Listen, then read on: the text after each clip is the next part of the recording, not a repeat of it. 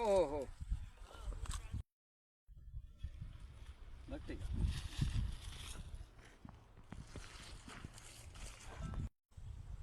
आपलं नाव बाळासाहेब कुंभार, बाळासाहेब कुंभार, राहणार वाशी तालुका वाशी जिल्हा धाराशिव येते.